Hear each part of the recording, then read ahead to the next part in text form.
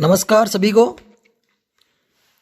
कल हमने जो बुद्ध के बारे में जानकारी प्राप्त की थी, कुछ एक जानकारी हो जो बची हुई है वो इस पॉइंट में अब समाप्त करते हैं।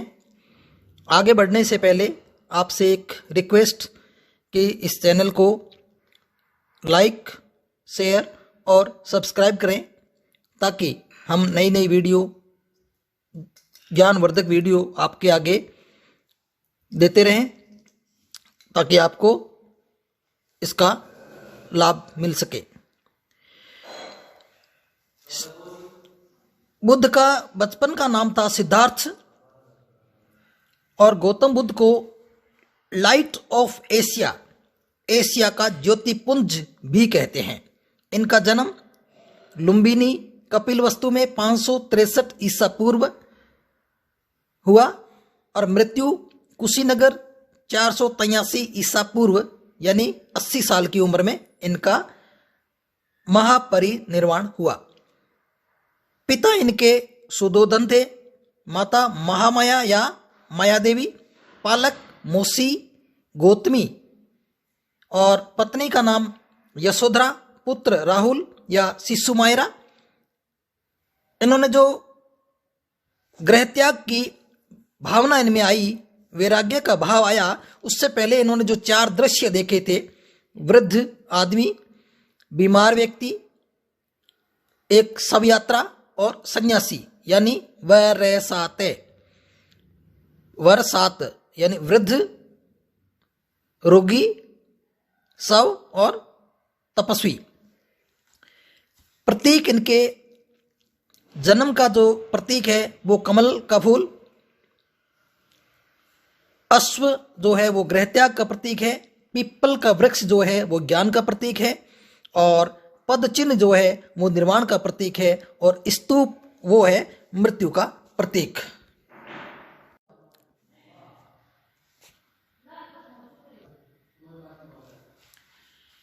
बुद्ध के राजगृह पहुंचने पर बिंबिसार ने स्वागत किया और वेणु वन विहार दान में दिया। सारिपुत्र, मोदगलायन, उपाली, अभय ये इनके शिष्य बने। सारिपुत्र, मोदगलायन, उपाली, अभय इनके शिष्य बने। बुद्ध लुम्बिनी भी गए और अपने परिवार वालों को यहाँ उपदेश दिया लुम्बिनी में। श्रावस्ती नरेश, प्रसेनजीत बुद्ध के शिष्य बने। श्रावस्ती में एक व्यापारी था अनाथ पिंडक बुद्ध का शिष्य बना और जेतवन नामक विहार इनको दान में दिया। श्रावस्ती में ही एक व्यापारी की पुत्री जिनका नाम था विशाखा, वो इनकी शिष्य बनी तथा संघ के लिए इन्होंने पूर्वाराम विहार बनवाया। डाकू अंगुलीमाल, इंसानों को मारकर उनकी एक अंगुली गले में लटका कर माला के रूप में रख करके वो चलता था, इसलिए उसको अंगुली माल राक्षस, जो बहुत ही खूंखार राक्षस था, लोग उनसे थर थर कांपते थे। तो एक दिन वह बुद्ध के पास आया। लोगों ने कहा बुद्ध को कि आप उनको मुंह मत लगाइए, ये बहुत ही खूंखार टाइप का डाकू है, ये आपको भी नुकसान पहुंचा सकता है। तो तथागत बुद्ध ने कहा कोई बात नहीं। तो जब वो आया तथागत बुद्ध के पास, तो बुद्ध से उन्होंने कहा, डराने का प्रयास किया, मतलब खाने का जिस तरह से। तो बुद्ध ने कहा आओ बैठो मेरे पास और मैं कहता हूं कि आप ऐसे जाओ, उस पेड़ की एक टहनी काट के लाओ। तो वो क्या, टहनी क्या, मैं तो पूरा पेड़ ही उखाड़ के ले आऊंगा। तो वो गया वहां और एक टहनी को तोड़ के ले आया। फिर बुद्ध ने उसी क्षण कहा कि आप ऐसा करो, इस टहनी को वापस लगा के आओ। तो उस अंगुलीमाल डाकू ने कहा यह तो असंभव है।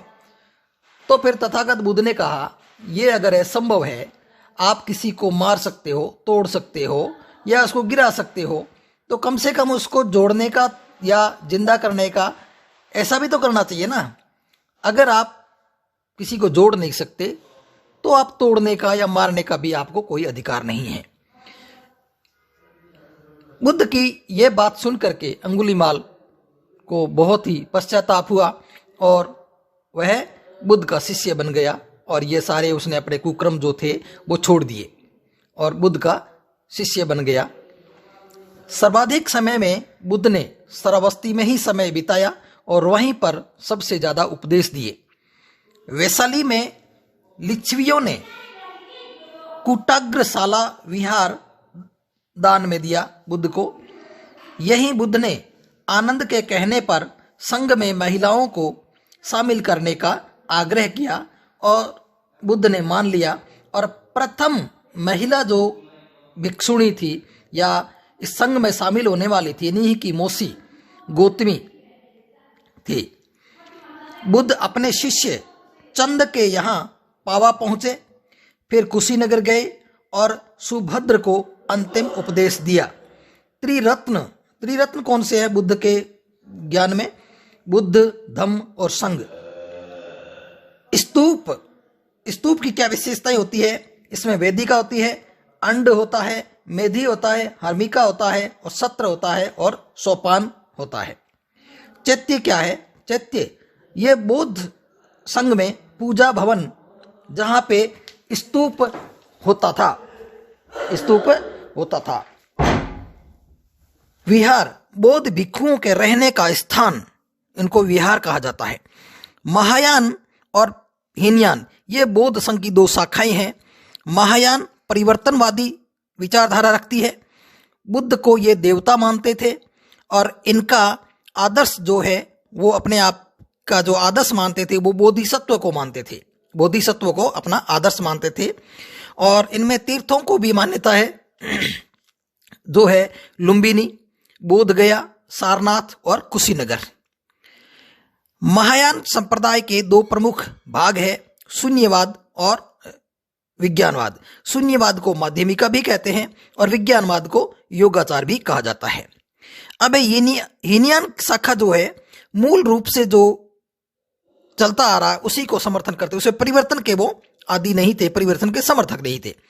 बुद्ध को वो महापुरुष मानते थे और इनका आदर्श जो है वो अरहत यानी साधना से निर्माण प्राप्त करने वाला अरहत कहलाता था, वो उनका आदर्श हुआ करता था। हीनयान व्यक्तिवादी धर्म है, अतः ये मानते हैं कि अपने ही प्रयासों से मोक्ष प्राप्त किया जाना चाहिए, यानी अत्तदीपो भाव।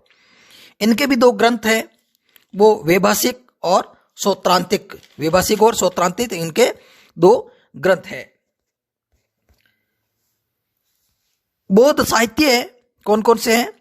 त्रिपिटक। बौद्ध साहित्य 3 भागों में है जो जिनको सम्मिलित रूप से त्रिपिटक कहा जाता है। सुत्त पिटक, विनय पिटक और अभिधम पिटक। एक मिलिंद पन्हो नामक ग्रंथ है। इस ग्रंथ में ईस्वी की प्रथम और दूसरी शताब्दियों के भारतीय जनजीवन की जानकारी मिलती है। यूनानी शासक मिनांडर और बौद्ध भिक्षु नागसेन के बीच में वार्तालाप यानी जो शास्त्रास्त्र हुआ बौद्ध मत पर, वो इसमें वर्णन है मिलिंद पन्हो में। 2 प्रकार के अनुयायी थे इनके, उपासक और गृहस्थी। उपासक और भिक्षु। उपासक तो वो थे जो गृहस्थी जीवन व्यतीत करते थे, अपने परिवार के साथ शादी कर और उपासना करते थे, और भिक्षु जो थे वो गृह त्याग थे। इनमें स्त्रियों का प्रवेश वर्जित था, यानी स्त्रियां जो है भिक्षु संघ में शामिल नहीं हो सकती थी, वो उपासक में रह सकती थी, उपासना कर सकती थी, उपासक संघ के अंदर शामिल हो सकती थी। बुद्ध की प्रमुख मुद्राएं धम्म चक्र मुद्रा, अभय मुद्रा, भूमि स्पर्श मुद्रा, ज्ञान मुद्रा, वर्ध मुद्रा, ये कुछ प्रकार की मुद्राएं हैं। दीपवंश क्या है? सिंगल द्वीप यानी श्रीलंका के इतिहास का 4वीं शताब्दी का ये जो वर्णन है, ये पहला ग्रंथ है श्रीलंका के इतिहास के बारे में, दीपवंश। महावंश मगध के राजाओं का क्रमिक काल, और इसकी रचना जो है मदंत महानाम के महापुरुष ने की थी। 5वीं-6वीं शताब्दी ईसा पूर्व की है ये। जातक कथाएं जो बुद्ध के पूर्व जन्म की कथाएं हैं वो जातक कथाएं कहलाती है। और बुद्ध धर्म की लोकप्रियता का कारण सरल और दार्शनिक वाद विवाद का होना, यानी कि इसमें जटिलता नाम की कोई चीज नहीं थी। लोक भाषा यानी कि पाली, जो उनकी लोक भाषा, जो एक आम नागरिक के अंदर जो भाषा बोली जाती थी, उसी भाषा के अंदर ये लिखे गए थे और प्रचार प्रसार भी इसी भाषा में होता था। राजकीय संरक्षण प्राप्त था, यानी बिंबिसार, प्रसेनजीत, इस तरह के जो राजा थे, सम्राट, वो भी इनके शिष्य बन गए और भिक्षु संघ में शामिल हो गए। सामाजिक समानता का प्रतीक है और वर्ण व्यवस्था का अस्वीकार करता है। ये लचीलापन और मध्यमार्गी है। बौद्ध संगीतियों का आयोजन, जिससे आगे ये फैलता ही गया और फैलता ही गया। अब बुद्ध की घटनाओं को संबंधी जो प्रतीक चिन्ह है वो आपको बता देते हैं। पहले इसकी चर्चा हो चुकी है, लेकिन अब और बता देते हैं अपने को। गर्भ प्रवेश का प्रतीक 6 दांत वाला हाथी, जन्म का प्रतीक कमल का फूल या सांड, ग्रह त्याग का प्रतीक घोड़ा, ज्ञान प्राप्ति का प्रतीक जो है वो वट वृक्ष या पीपल का वृक्ष या बोधि वृक्ष, एक ही नाम है तीनों के, एक ही के तीनों नाम है। निर्वाण का प्रतीक है वो पद चिन्ह है, मृत्यु का प्रतीक है वो बोध स्तूप है और प्रवचन का प्रतीक है चक्र। ओके, नमस्कार। फिर मिलते हैं आगे एक शानदार वीडियो के साथ। नमस्कार।